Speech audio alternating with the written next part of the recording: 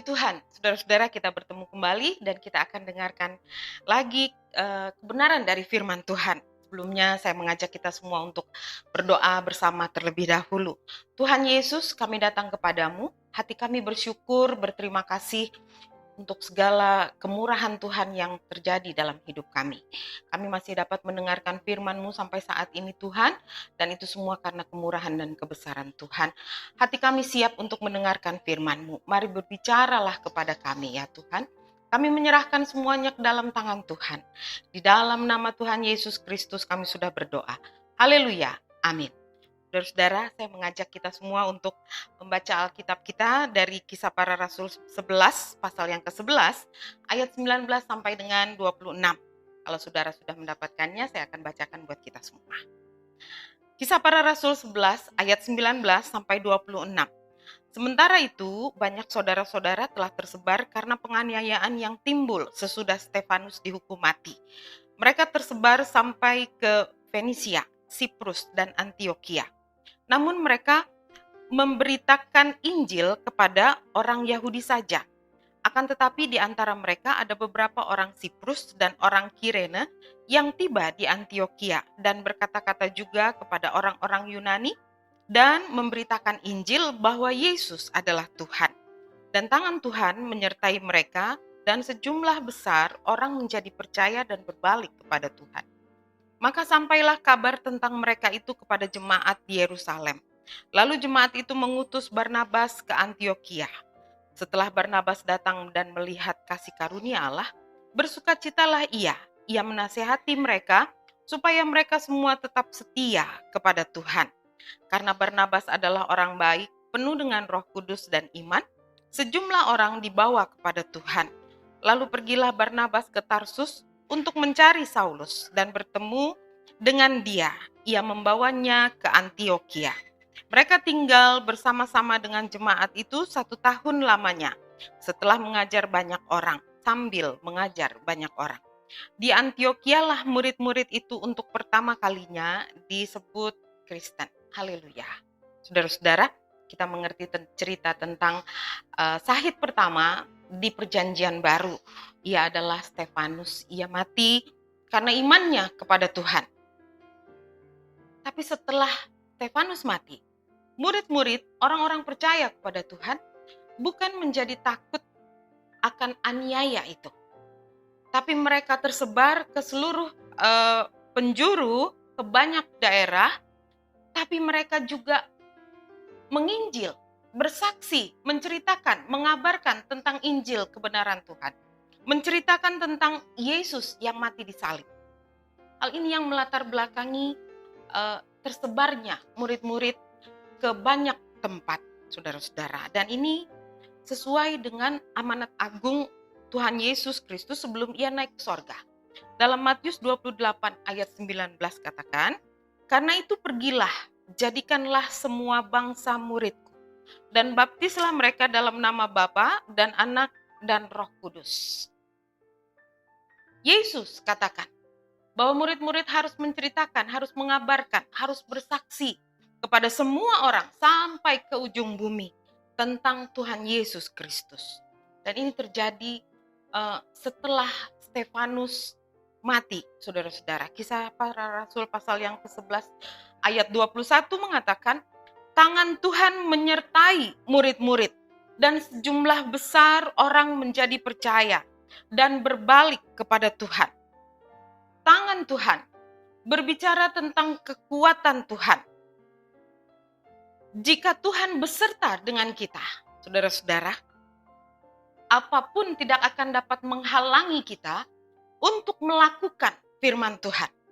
Sekalipun ada aniaya, bahkan itu tidak dapat menahan murid-murid untuk memberitakan Injil. Awalnya, murid-murid hanya bersaksi kepada orang-orang Yahudi saja. Tapi kemudian, murid-murid juga bersaksi kepada orang-orang Yunani. Orang-orang Yahudi terkenal mereka suka mencari tanda, suka mencari mujizat-mujizat. Kemudian mereka menjadi percaya. Tapi orang-orang Yunani terkenal dengan kesukaan mereka, yaitu mencari hikmat, saudara-saudara. Murid-murid memberitakan tentang Tuhan Yesus Kristus, tapi bagi orang Yahudi, Injil adalah seperti satu batu sandungan. Menurut orang Yunani, Injil adalah satu kebodohan. Tapi bagi kita yang dipanggil, entah itu orang Yahudi, entah itu orang Yunani, Injil adalah kekuatan dan hikmat Allah. 1 Korintus 1 ayat 22-24 katakan, orang-orang Yahudi menghendaki tanda dan orang-orang Yunani mencari hikmat. Tapi kami memberitakan Kristus yang disalibkan untuk orang-orang Yahudi dan suatu batu sandungan, dan untuk orang-orang bukan Yahudi suatu kebodohan. Tetapi untuk mereka yang dipanggil, baik orang Yahudi maupun orang bukan Yahudi, Kristus adalah kekuatan Allah dan hikmat Allah. Bagi orang-orang percaya, entah itu suku bangsa apapun juga, saudara-saudara, Kristus atau Injil itu adalah kekuatan Allah dan hikmat Allah. Roma 1 ayat 16 katakan, sebab aku mempunyai keyakinan yang kokoh dalam Injil. Karena Injil adalah kekuatan Allah yang menyelamatkan setiap orang percaya. Pertama-tama orang Yahudi, tapi juga orang Yunani. Karena percaya kepada Injil lah, kepada Tuhan Yesus Kristus lah, orang menjadi selamat. Saudara dan saya menjadi selamat. Dan kabar tentang murid-murid yang bersaksi, kabar tentang orang-orang yang percaya kepada Tuhan Yesus ini terdengar juga sampai atau kepada jemaat-jemaat di Yerusalem. Kemudian mereka mengutus seorang saudara di dalam Tuhan yang bernama Barnabas untuk pergi ke Antiokhia. Barnabas adalah salah seorang jemaat dari jemaat mula-mula di Yerusalem, saudara-saudara. Ia mempunyai nama asli Yusuf, dan Barnabas ini mempunyai arti anak penghiburan. Nama Barnabas mempunyai arti anak penghiburan. Setelah sampai di Antiokhia, Alkitab katakan, hati Barnabas bersuka cita. Dan apa yang membuat Barnabas bersuka cita? Kisah Para Rasul 1 ayat 23 katakan, setelah Barnabas datang dan melihat kasih karunia Allah, bersukacitalah ia. Ia menasihati mereka supaya mereka semua tetap setia kepada Tuhan. Karena melihat kasih karunia Allah, hati Barnabas menjadi bersukacita. Saudara-saudara, kasih karunia Allah membuat hati Barnabas bersukacita. Dan kita diselamatkan karena kasih karunia Allah. Bukan karena usaha kita. Bukan karena pemberian, pekerjaan, atau perbuatan baik kita. Efesus 2 ayat 8 katakan, sebab karena kasih karunia kamu diselamatkan oleh iman. Itu bukan hasil usahamu, tetapi pemberian Allah. Kasih karunia yang menyelamatkan orang-orang di Antiokhia. Hal inilah yang membuat hati Barnabas bersukacita.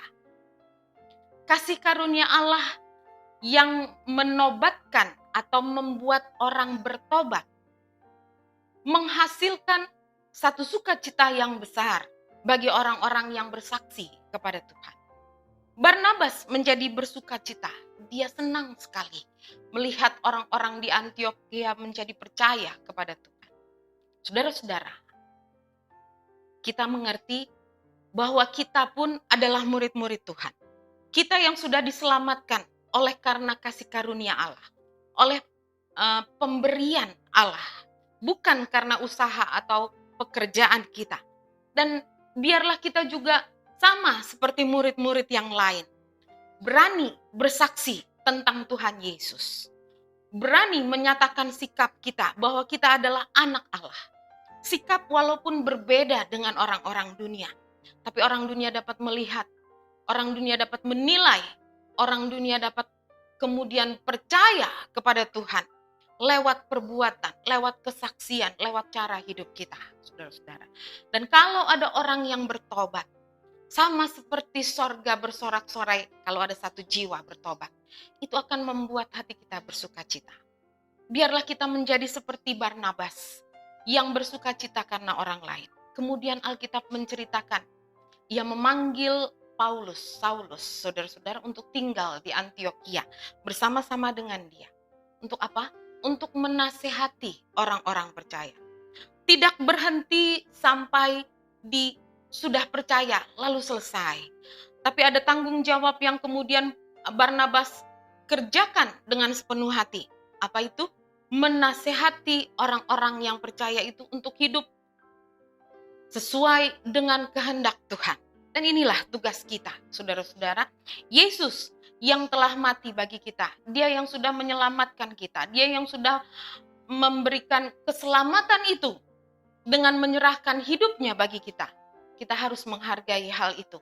Apa yang murid-murid di zaman gereja mula-mula lakukan, mari kita juga lakukan.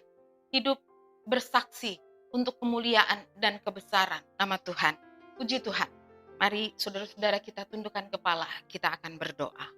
Tuhan Yesus, kami datang kepadamu. Hati kami bersuka cita Tuhan, karena firman Tuhan yang kami dengar. Tuhan Yesus, tolong kami Tuhan. Taruh beban di dalam hati kami, supaya kami pun dapat menyampaikan tentang Tuhan Yesus kepada orang-orang yang belum kenal Engkau. Sehingga kalau mereka menjadi percaya Tuhan, itu membuat kami dan Engkau bersuka cita karena ada satu jiwa bertobat. Tuhan Yesus, tolong kami untuk melakukan perintah-Mu ini ya Tuhan, bagi setiap orang percaya. Dan kami menyerahkan semuanya ke dalam tangan-Mu. Tuhan yang menolong, bekerjalah di dalam kami. Hidup sesuai dengan kehendak Tuhan. Hidup sebagai seorang anak Tuhan yang baik. Lalu kemudian sikap kami, tutur kata kami, pikiran, semua yang ada pada kami, itu dapat menjadi kesaksian untuk kemuliaan dan kebesaran nama Tuhan. Ini kami serahkan semua ke dalam tangan-Mu ya Allah. Terima kasih. Kami menyerahkan semuanya di dalam nama Tuhan Yesus Kristus. Haleluya. Amin.